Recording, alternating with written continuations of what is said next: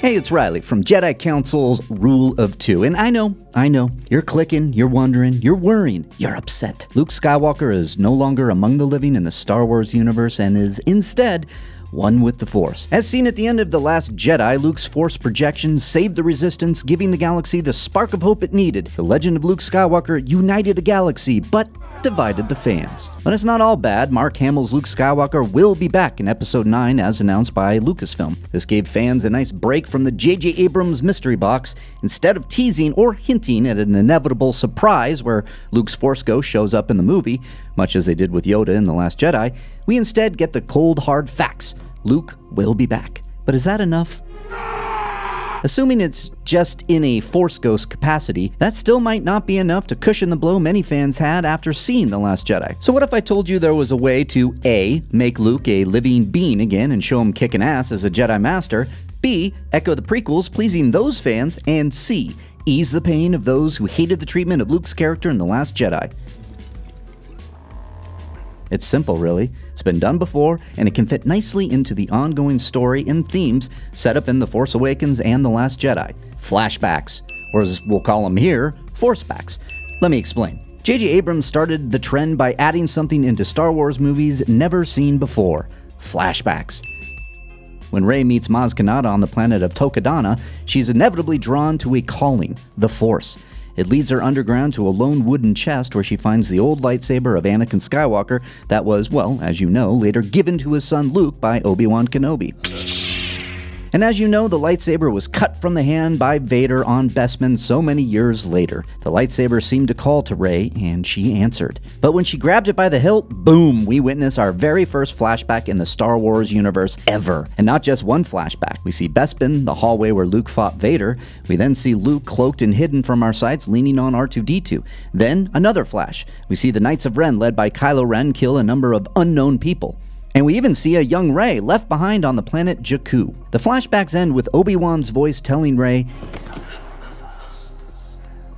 those were flashbacks, plain and simple. So let's move on to The Last Jedi, where the flashbacks were used to fill in some gaps from the past and how Ben Solo fell to the dark side. We see 3 different versions of the story, told from Kylo and Luke's POV, with the third being a more accurate depiction of the events that transpired. Known as the Rashomon effect, the definition states that the same event is given contradictory interpretations by different individuals involved. Oh no, I've gone cross-eyed. The effect is named after Akira Kurosawa's 1950 film Rashomon, in which a murder is described in 4 mutually contradictory ways by its 4 witnesses. In the book The Art of Star Wars: The Last Jedi, Johnson discussed his writing process of the flashbacks, which then became part of the script during Lucasfilm's 2015 holiday break, which came after Force Awakens was in theaters. On the use of flashbacks, Johnson states, the 3 flashbacks were a late addition, one of the last things that we went into the script before we started shooting. Translation: flashbacks are canon. Seeing as we've had 2 movies with 2 uses of the flashback, then Episode 9 will surely utilize the flashback again. And in doing so, Luke can live again. No messy retcon, no voodoo force magic bringing a dead Jedi back to life. This can happen. So why don't we end the Skywalker Saga with a flashback to end all flashbacks, an adventure between Master Skywalker and his Padawan Ben Solo. I have your attention, I see. If you immediately think of the Clone Wars and some of the more exciting and thrilling adventures with Obi-Wan and Anakin, well, you're on the same page as me. The Star Wars movies like to echo each other, not only in story, but in its visual storytelling. Luke's hand is cut off and he loses his lightsaber in the middle chapter of the original trilogy, Empire Strikes Back. Rey loses that same lightsaber in the middle chapter of the sequel trilogy in The Last Jedi. Obi-Wan watches his mentor die at the hands of a Sith in Episode 1, The Phantom Menace, while Luke watches his mentor die at the hands of a Sith in Episode 4, A New Hope. These are but a couple examples. So why not unite all 3 trilogies by echoing what came before? A flashback, a scene, and a pivotal character moment. In this case, it should be centered around Kylo Ren before his fall. If we want to shed more light on his dark turn, let's see the echoes of his own grandfather's fall alongside Luke Skywalker kicking ass. As established in both sequel movies, Kylo is tempted by the light, and though he was able to kill his father Han Solo, he couldn't quite pull the trigger when it came to his mother Leia. Snoke sensed it, but was also fooled by his trickery.